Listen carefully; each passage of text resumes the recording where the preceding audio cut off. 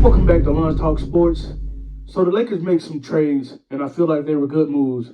They acquired small forward Malik Beasley, point guard D'Angelo Russell, center. Y'all already know Mo Bamba. I've been wanting to get Mo Bamba. I've been wanting to get him because I feel like we can utilize him the way he should be used. We gotta allow him to be him. Young, aggressive player. He don't take no bull. I mean, come on now. And y'all already know I'm still excited about the Rui trade.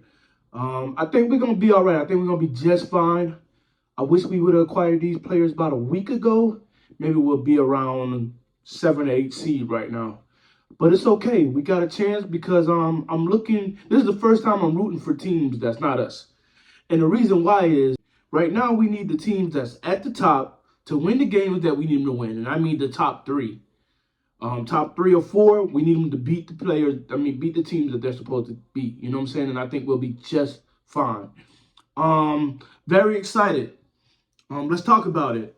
Around the NBA, here's my issue. I see them all the time call out Skip, Shannon, Stephen A. You had a recent commentator talk about Westbrook as a vampire. He compared Westbrook to a vampire. I didn't agree with that at all. I feel like those were a poor choice of words. I feel like he should be held accountable for that. There's no reason Westbrook should have been called a vampire. Westbrook, as bad as he played last year in key moments, Westbrook played 78 games. If I'm not mistaken, he played 79 or 80 games. I think he only missed 2 or 3 games.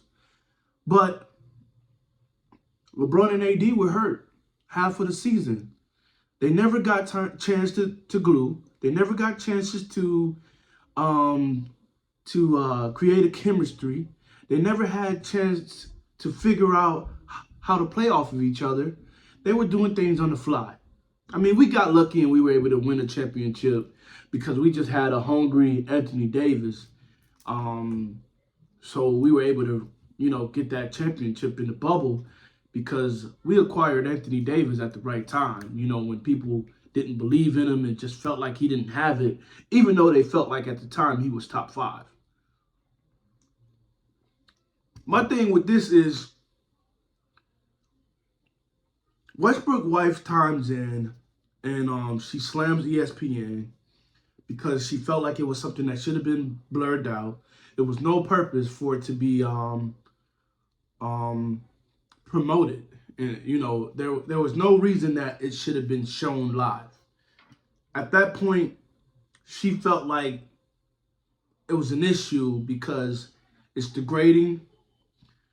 It keeps a person from being able to move on, especially from a team that they wanted and seen themselves at. Even though Westbrook said, it's a profession, and he comes in it every day, giving it his all at a high level. He knows there's chances that he could be traded. I feel like he wanted to be, in that purple and gold, As a Lakers fan, I'm not going to lie. It was hard to see the issues we had with Westbrook and the way that the fans took it.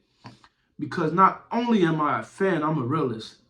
It took Shaq and Kobe almost 3 years to get it right, to even start their dynasty. I mean, we couldn't gel. Kobe was coming off the bench. It's just to hold a person accountable on this hierarchy of a state, right? Do we not give them a chance to try to right themselves? Now, I do agree Westbrook taking up most of the cap space wasn't the right thing. I felt like if he was going to pick up any type of opt-in, I feel like he should have opted in, but at a lower rate. I feel like he should have took a pay cut, as well as LeBron, as well as AD, if they really wanted a shot at this championship thing. Because sometimes You got to understand, it's understandable that sometimes you have to acquire players that's just not going to fit. Some games, yeah, you're going to have turnovers because you guys haven't had time to practice. You got your star player sitting on the bench, but he's playing the next game, and y'all haven't had a chance to figure out, each other movements on the floor, how to finesse the game. Westbrook's throwing a lot of no-look passes. LeBron's going way ahead of the pass when you know Westbrook is going to get you the ball. And LeBron's greatest of all time, when it comes down to his IQ and his ability to read the floor. But what makes him, to me, fall a little bit short in the GOAT conversation is Jordan's always looking for the ball. Regardless if he's passing first, he's looking for that ball.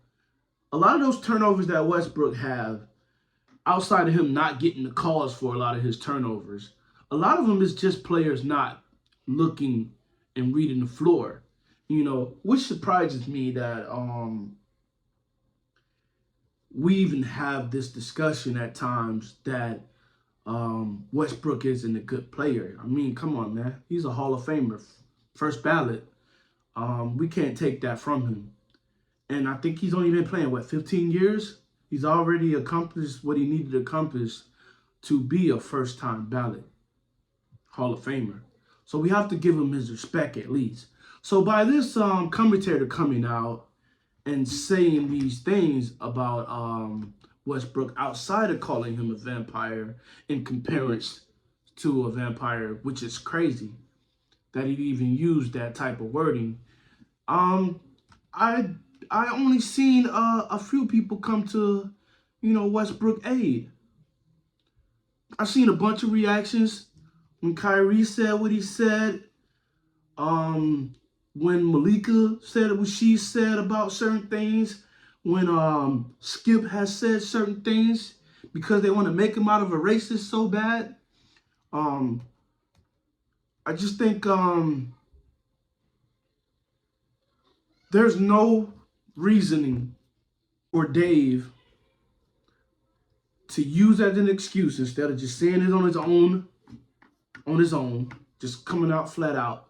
Instead, he wants to say that a source told him that Westbrook was a vampire in the locker room.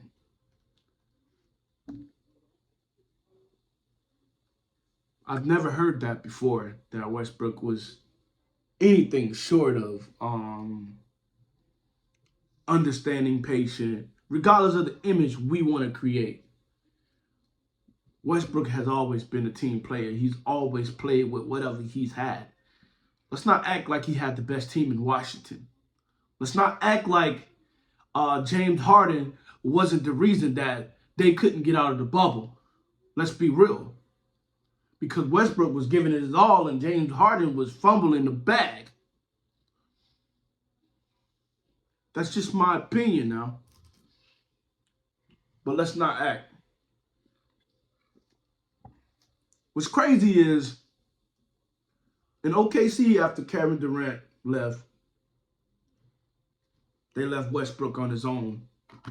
Westbrook used that season to become an MVP, to define all odds, to do the ultimate unexpectedly. No one expected him to do anything that season but just play in OKC, bare minimum. There's nothing out there. But he held his team down. To me, he's always done what he's needed to do, regardless of his play. We've had several stars fumble the ball. Come on, man.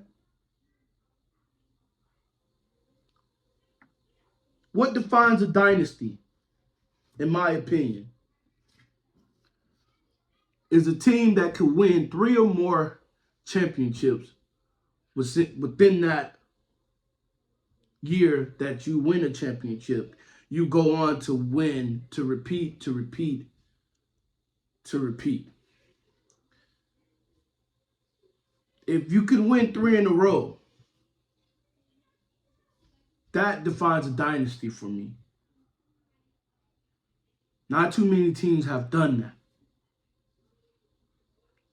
A team right now cannot say that they're a dynasty, in my opinion, unless they're able to do that. With that being said, Westbrook, man, as a fan, I appreciate everything you brought to the game. The way I look at turnovers as something that was never able to be completed, as well as your career as a Laker. Everybody turns the ball over, but everybody has to understand it's not easy playing ball in the NBA. When you have to deal with the media, the scrutiny, the disrespect, the lack of understanding, the lack of support, and the lack of being able to have a voice. Not one time did I see Westbrook complain. So with that being said, my brother, in my eyes, I can only be appreciative. I can only tell you how much I love you, bro, for bringing something to the Lakers that helped us overlook Kobe's death. Outside of that championship, the media used you as an scapegoat to show why we were losing and on a downfall. But you stood high, you stood strong, and you kept going. Thank you, bro, for being you. From a Lakers fan, you're all right in my book. So with that being said, let's move on.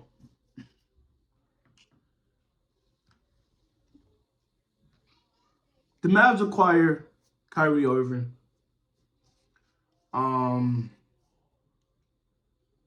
At first, I was really upset. I mean, until he signs a deal of an extension deal with the Mavericks, I still feel like there's a way that we can sign him on the off season. All the players that we acquired, we're able to keep for not that much money. So right now, we got good players. We got Westbrook off our books, which creates the cap space we do need. And we're going to be able to buy in to a younger team that I believe is going to be more dedicated, more available. And there's nights where we can sit AD and LeBron down, load manage the proper way, and still be able to get wins.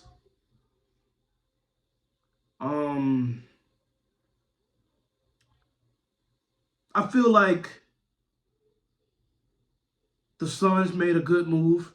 If not, I feel like they saved their team from having to break it all the way down and start over by acquiring Kevin Durant. I think that was a smart business move. It's a way to give the fans something to look forward to. I felt that way as a Lakers fan when we acquired LeBron James. I felt like we were going on a down spiral. Our team was going to just go through a decade of losing seasons.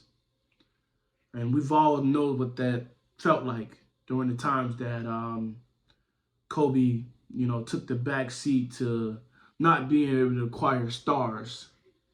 And we had a couple years where we couldn't gel until we finally got a young Andrew Bynum, which had the possibility of becoming the next Shaq. And then we acquired that big guy, Paul Gasol.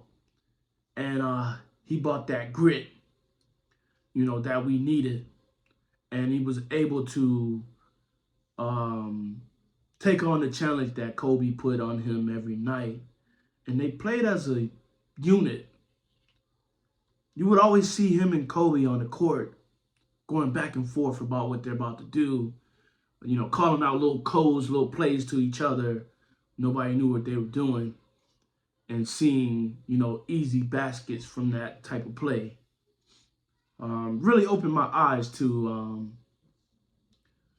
what him and Shaq used to do, what LeBron and Kyrie did, what LeBron and Wade did, what Steph and Draymond and, Clay did, on the court, just the finesse of the game, just a good two ball. I think that's always important when you need easy to go baskets. It's crazy. I'm excited. All right. So AD gets a little scrutiny for his reaction during LeBron's breaking the record, the all-time NBA scoring record.